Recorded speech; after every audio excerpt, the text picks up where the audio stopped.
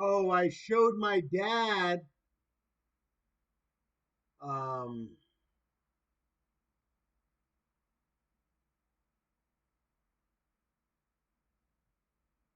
all the shells and cheese that I bought. He was the first, him and his wife Nikki were the first ones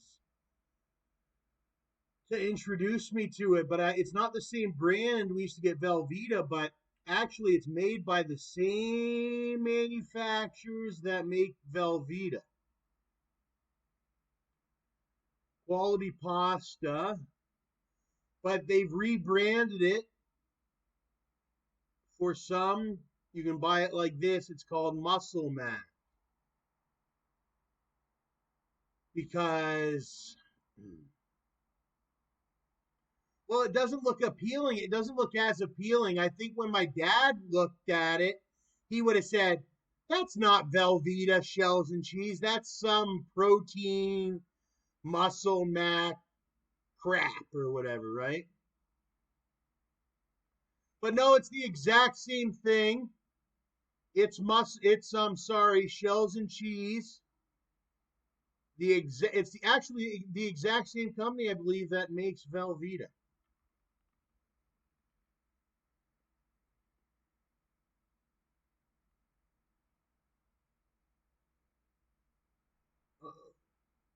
That Warzone RAT. I'm not sure if I'm gonna get it. It's very all those things are very expensive. Um, Velveeta. I think I've only had this cheese one time.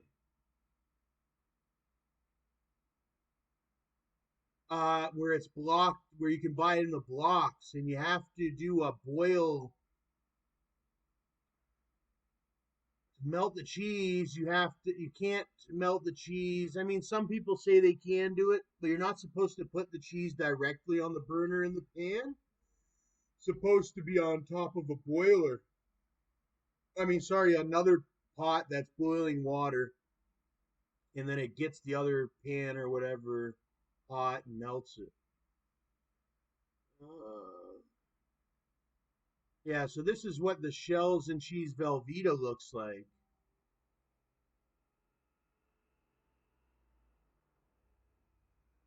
And Velveeta is an expensive cheese. I'd say it's one of the more expensive cheeses. I mean, when I was a kid, this stuff is like gold to people. Exactly. It's real liquid gold. I mean, nowadays I'm actually nowadays my attention is more on the actual metal gold, but I remember when I was so hungry, when all I could think of was spending my money to just get one box, just one box that you're going to eat and then have to go all the way back and journey.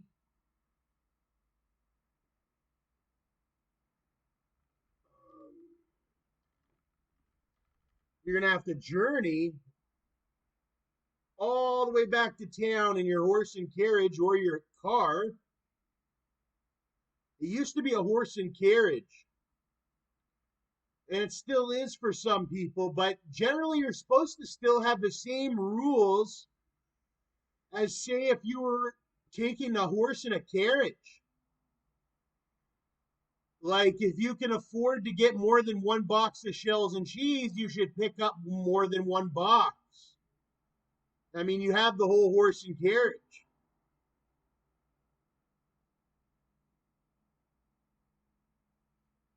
And as you see in Red Dead Redemption, every time that you take the horse and carriage out,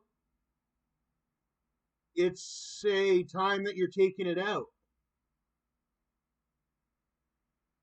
You got to watch the stress levels of your horses and all that. But even what about your tires and your engine and all that, and your human sanity? You got to be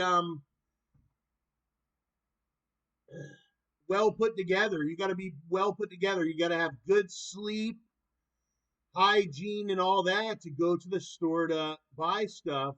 So why not pick up bulk amounts that you can bring back with you, and then you can travel less frequently, get a better sleep, and actually some of your other assets and all that, and your life, not even just your assets, but your life altogether will probably get better, as you'll have to go to the store less and do those transactions less.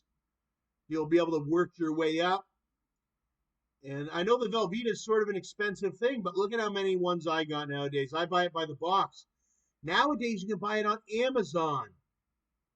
It fluctuates in price. I think it's $46 sometimes, and then sometimes it's even a little more. I think it goes to $60 at maximum. But shells and cheese per box is $5 a box here where I live. Almost $5 a box. My dad buys the no name brand. He goes to this one place, I don't know where it is. He might even still go there. And he buys the no name brand of shells and cheese, I remember. Ooh, and you know what I remember that I haven't had in a while? My stepmother Nikki would put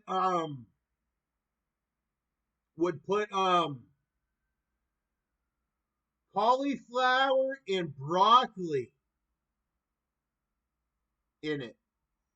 And I remember actually that cauliflower and broccoli with it has gotten me to this point because I can feel it still. When I lived with my dad, Nikki, we would always pair, they would always pair. Actually, it was Nikki, I think, that would cook the shells and cheese at the time, really. I think I would stir it. They would sometimes have me make it and stir it, I think I remember. But one time I had taken the shells and cheese and made it for lunch and all that, and just ate the shells and cheese. So now it's became a thing now that I'm an adult.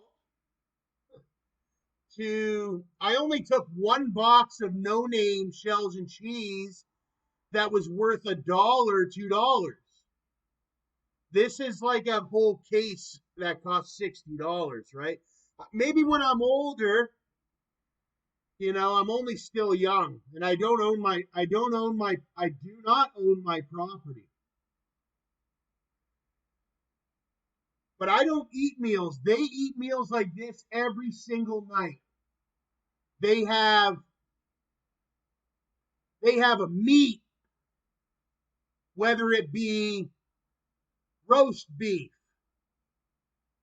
They have meats like all different meats, pork chops, and then they generally, as many families do, but not all families. Some don't realize just how fortunate they are to be able to afford a quality square meal, is what some call it, where you have your main thing and then you have some side dishes with it, and they have that every night. Not just shells and cheese. Sometimes they have taco night. Sometimes they have roast beef. Da da da. Sometimes every night they have a dinner.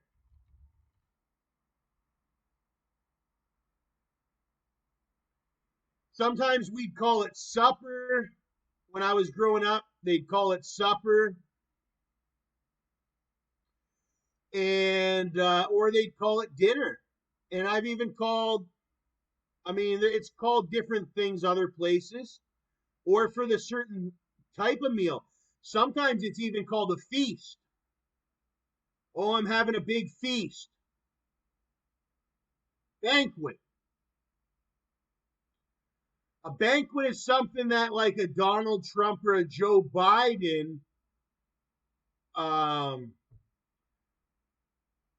something that they would go to. But I've been to a couple banquets. I've been to several banquets, as people would say. But what about I've been to wedding dinners and whatnot. My dad, I'm gonna mention him again, John Slote. He had a great banquet one time. Stag and does. That's one that's not listed here. That's I think sometimes has food. Dinner party, tea, tea party. I've had a couple of those and coffee. Refection. I've never heard that one. Coalition. I don't know. Let me see. Or maybe it's not. How do you pronounce it? Collation. Kind of like a ration or something like. Collation. Oh, a collation. I have heard collation. That's a word in the Bible. I've heard people say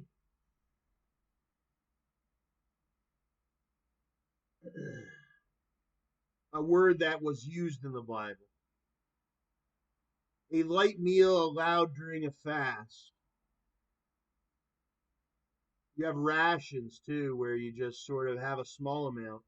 Sometimes that's all your body needs.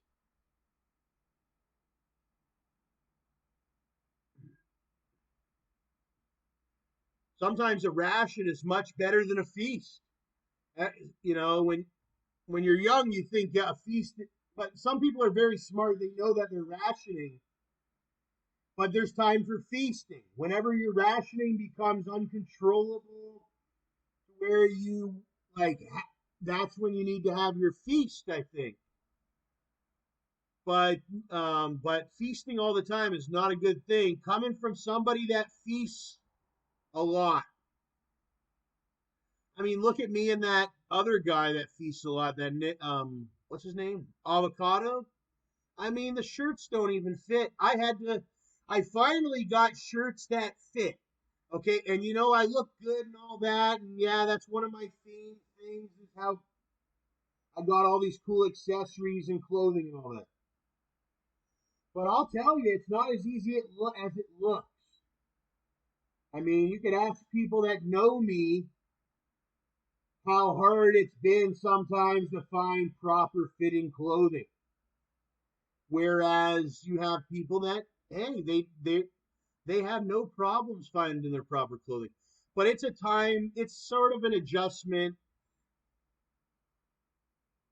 Hey, I could be the smartest person, but sometimes you get pressured by people and you don't get, like, I had this one lady at Rockwell's. I mean, just, it was this place in Toronto. It was just, she just had this way of not making me feel comfortable.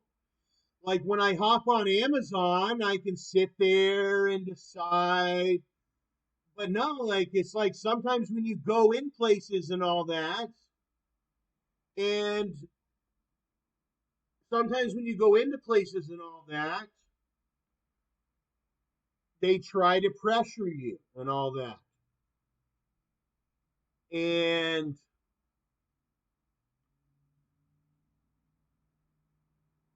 that can happen where you end up getting the improper fitted foods. But look at all these different feasts. This is sort of a charcuterie feast. That's been a very popular feast style with some of a lot of the social media people. Is the well, actually, I remember when I was only young, I wanted to start making those, but that was before I even knew it was a charcuterie or charcuterie. I guess that's what they call that when you have your meats and your cheeses and your fruits. Not even just meats and cheeses. There's also cheese and fruits and bread. Look at this one here. This one almost reminds me of that Doubtfire scene I watched last night, where she bought that big Chinese feast. It was $140, and that beats my amount. I think the most I ever spent on food, I mean, at one time, probably around $100, but not 140. That's all I know. Not 140. I think the most notable one where I spent a good amount of money for my own feast was like maybe 80, $90. Oh no, I did $100 here and there. I've actually did several $100 feasts. Several. Too many. But some people, I'm not doing that no more. But some people enjoy a nice glass of alcohol, or how about a whole bottle?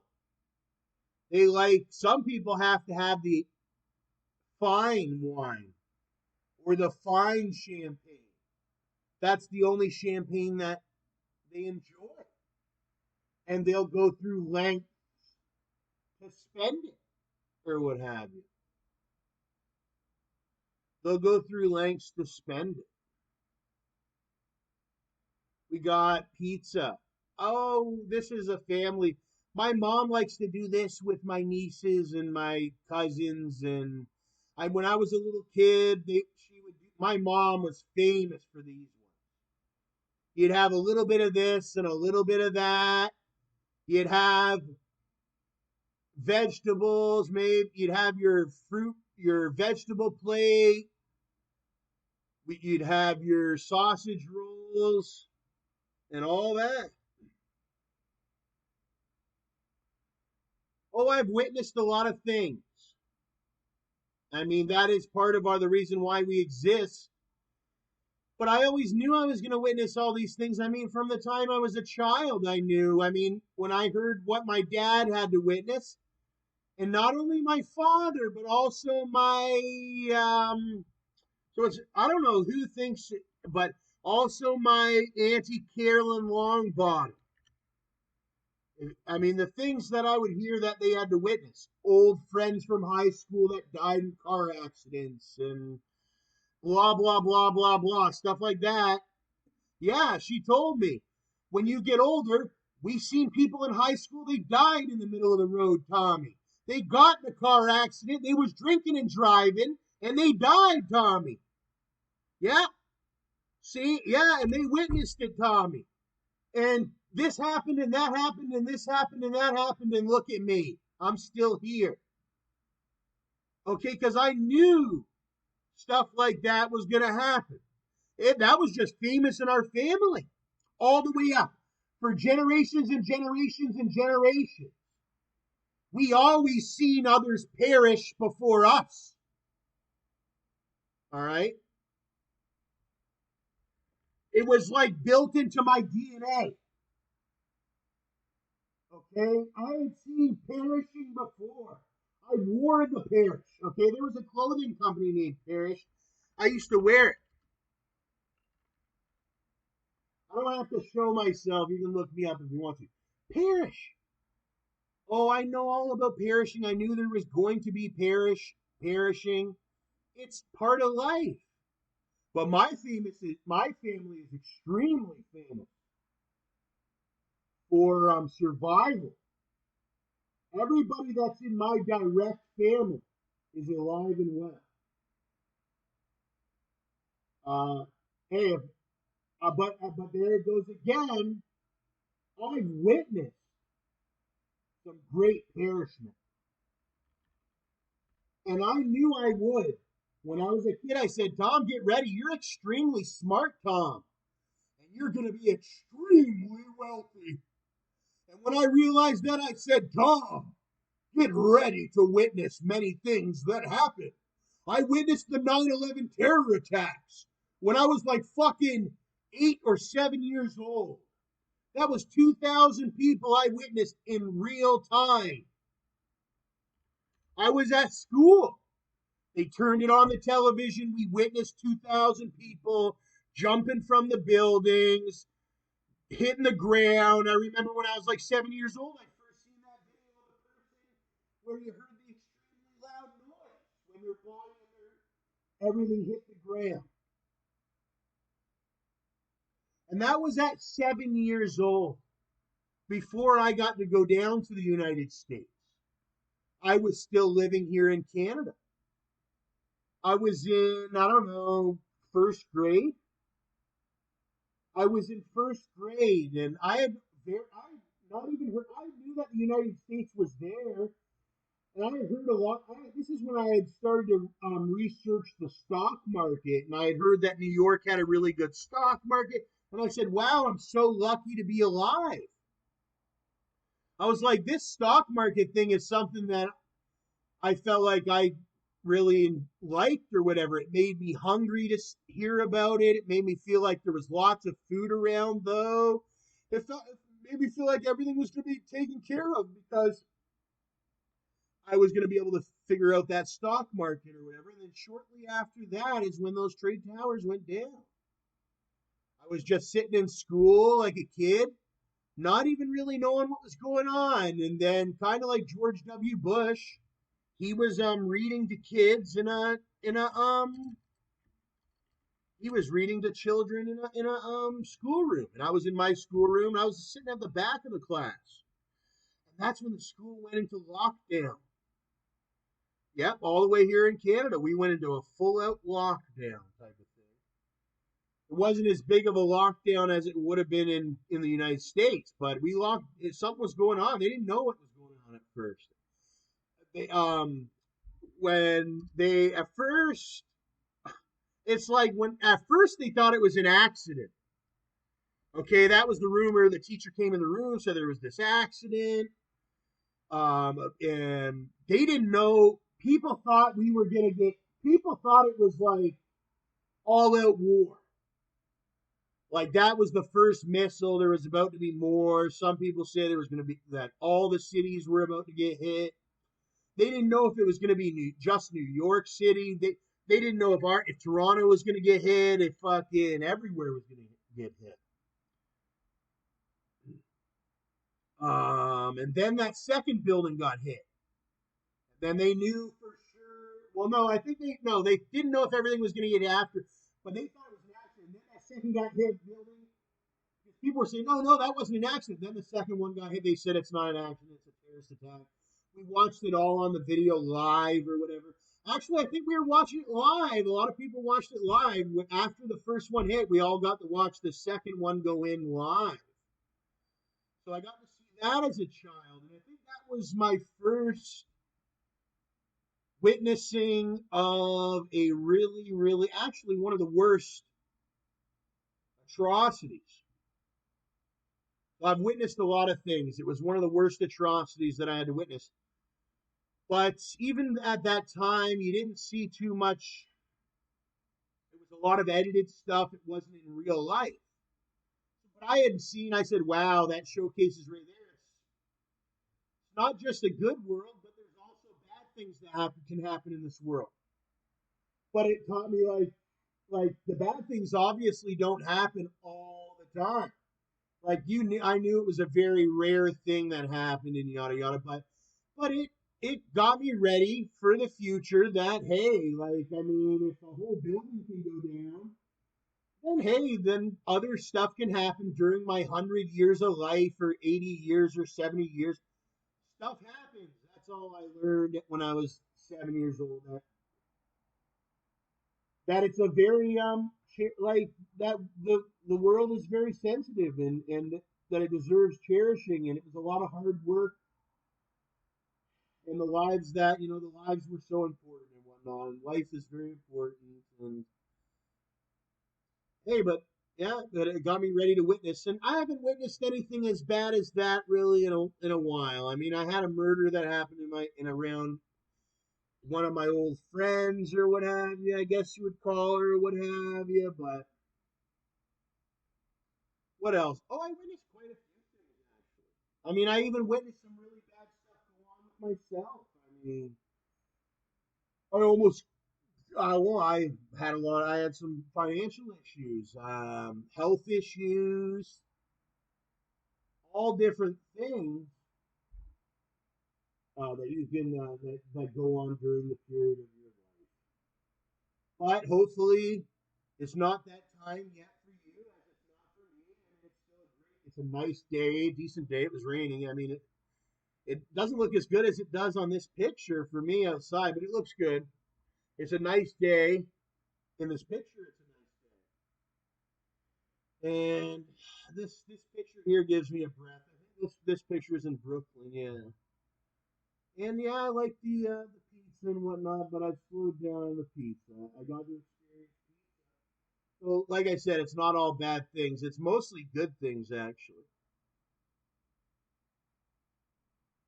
Mostly good things.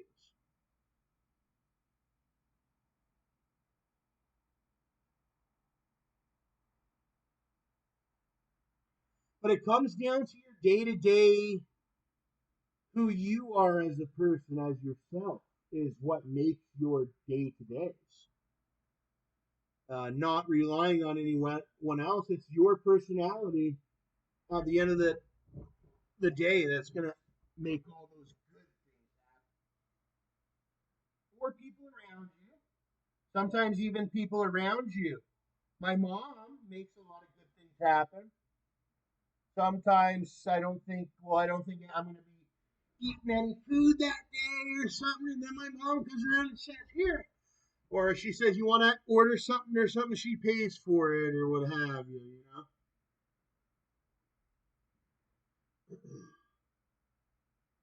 I got to go down to the Bahamas before. That was over, when was that?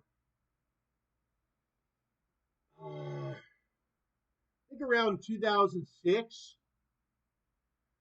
We went down to the Bahamas. That's right here. Not many Canadians have been to the Bahamas. Only some.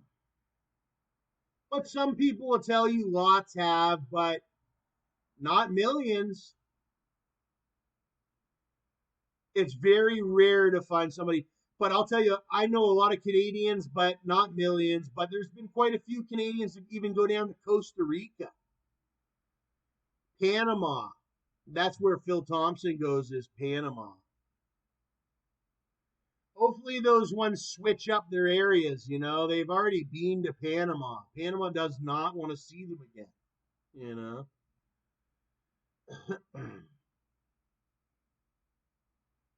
Honduras. I think that's where Judith is from.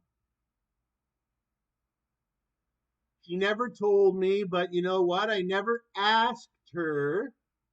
Freedom of speech. I can say a first name. That would be highly illegal to try to censor my. I was born here in Canada. To censor me from saying the first or last name of my probation officer, into which I just seen for 18 months. I wouldn't be able to say her name. That would be complete atrocity here in the country of Canada. And that would be something like, why are you hiding your name? Are you an illegal immigrant? Are you a fraudster, Judith? Like, why would you not want me to be able to say your name? That was your name. Your name was Judith. But I never asked her if she was from El Salvador or Honduras. But through my encounters with Judith, I would say that she is one of these. Either Nicaraguan. She isn't Nicaraguan. She is like a mixture of El Salvador, Honduras, and Nicaragua, which I think I even have a little bit of that in me as well. Because people don't know stacks and well, actually, a lot of people know. A lot of people call me Spanish this or whatever. I've even been called the bad word before. Yeah, everybody. A lot of people know I have Spanish in me. I have Spanish and Italian, and they came from New Mexico. But if you want to go through the roots, they originally must have immigrated through Mexico from like a Honduras, El Salvador area, and they immigrated up, and then they became American citizens. And in New Mexico, and then my grandmother was from Massachusetts, and her and my and somebody else or something like that, or not my grandmother. I don't know. No, actually, I can't remember, but it was long, hundreds of years ago, hundreds of years ago. And then they traveled up to Massachusetts, or no, the ones in Massachusetts traveled down to New Mexico for vacation or something like that. And then they went back up. But the same thing happened. They say the same thing happened with Justin Trudeau. His family went down to Cuba for vacation, and that's how he got mixed with the Spanish too. And the funny thing is, both me and Justin are the same mixture in Spanish and French. That's the funny thing. He has the exact same mixture of Spanish and French as me. That's why we look so similar. But I think he's a little more French. He learned the French, but that's the same thing with my cousin Aiden. He had this brain that could learn French. I could never learn it. I wanted to learn Spanish. I couldn't stand learning French. But actually, now, that was when I was younger. When I was born here in Canada, I learned that I was French. But when I went in there, I felt like I just couldn't process the French. And then when I got older, I started to process the French more. Merci and all the different ones, actually. Yeah, a lot of different words. Fromage is probably the most notable. But I want to change that, and I can do that with more time here in Canada because a lot of our cheeses and our dairies and all that have French on it. All of our foods. And you can just go to translators. Crunchy Southwestern chicken roll. This looks pretty good.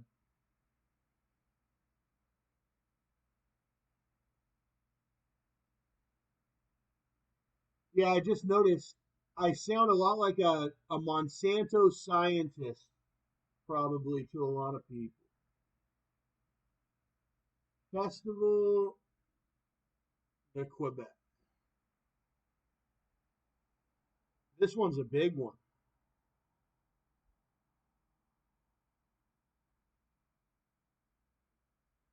I don't think I've ever been to Quebec. Actually, yeah, I have, but we never did much. I was just a young child. I think we just drove through. Yeah. My dad was famous for driving through everywhere. He would never stop. Oh, we drove through here and we drove through there and we flew through here, but we never did anything. We just drove through it. We traveled through the United States and we just drove through everything. I don't, and my dad's favorite joke was that I would ask him to stop. Dad, please stop here, stop. Because all he would ever do was just drive through everything. I mean, that's what he was saying. Oh, we just drove. Oh, I drove through da da da. And we drove through blah blah blah blah blah. Oh yeah, yeah, I drove through, but yeah, and that's what he did. He drove through a lot of places. And everywhere we'd go, we'd always just go to McDonald's. It was the only place that people would feel. My dad would feel safe.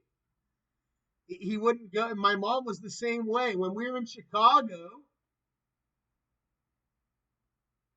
I was in the O'Hare airport and I was like, oh my gosh, I'm in Chicago. They're famous for like pizza and all that. And I had never even tried. Like, look at all these great foods. They had Chicago dogs. And I wanted to taste the Chicago. I said, Mom, look at all these cool restaurants in O'Hare Airport. This is Chicago. And she said, what's a Chicago? And I said, it's the city. I mean, look, let's have something. And she said, no, no, we're going to McDonald's. And we would eat at McDonald's. And they wonder why me and my cat have weight issues. But then I just moved on from that because then my mom will just up and abandon me altogether. And so I go out by myself and have a nice dinner and stuff like that. Actually, I think we walked by this Chicago Blackhawks. Yeah, I remember walking by this. No, no, we sat down here with a woman when we were on layover. And my mom, I think, used to have this disability where she didn't know that places existed when she wasn't there. Like she would go there and then she would think it would all turn off whenever she would not be there. But no, that place is there and they're open. Anybody can stop in. I mean, they're open all the time over there in O'Hare. But there is people with that disability, because I used to have it when I was a kid, where you don't know that everything is like open and all that. You think that it is only people that you meet are only there. I've heard of that theory. Some people say it's all a computer simulation. That but it's not, as you know, because every like stuff. It's hard to explain. It's not a computer simulation. There is even when you die, people are still there and whatnot, or when you're sleeping or whatever, they're up and up. Like people, the world still moves on, is what I mean. The world still moves on.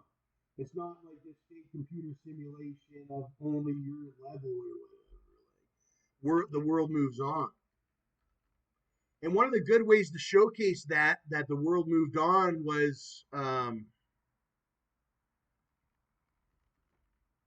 people would put signatures and whatnot in cement and whatnot.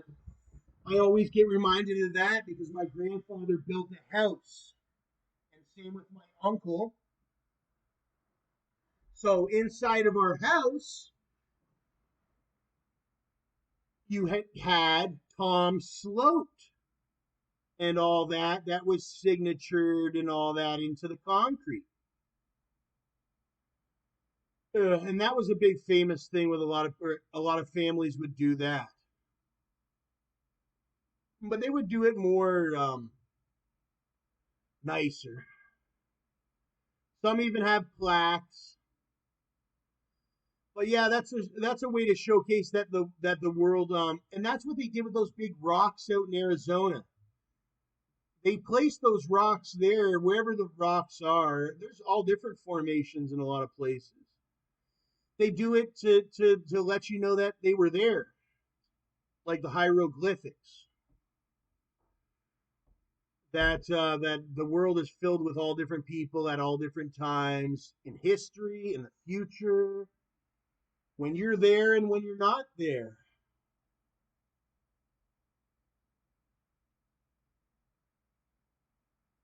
Maybe even in your house when you don't know there is, and all that. That's why I always check my closets and all that when I get home and all that. You should do that. That's a good word of advice. I used to watch that show, America's Most Wanted. And it taught me a lot of things. When you get home and, it's been a while or something like that, or even not even that long, make sure your doors are locked. Check your closets. Maybe check under the bed. It's sort of it's some people will say you're overreacting. You don't have to do that. But that's a natural reaction you have as a kid is to check under your bed, check the closet. That's because you're supposed to check under your bed and check the closets. It's not a bad thing. It's not because you're a scaredy cat. Because that's your natural human reaction is to check all these spaces where that you might be interested to know if there would be somebody that would be in there to kill you, because it happens all the time. Even the host of freaking America's Most Wanted's son got killed. Even I'm a victim of crime. Crime never sleeps. It's living, breathing, just like America's Most Wanted. Just as strong as either. They're both very strong sides. So check your closets and all that because there might be somebody in there. And lock your doors when you leave your house. My mom, I had to teach her to lock her doors when she leaves the house. She still doesn't get it. What? Those are the ones that they end up having to witness some horrible shit happen to them. Guys, you're supposed to lock your doors and all that. And I've always tried to help people.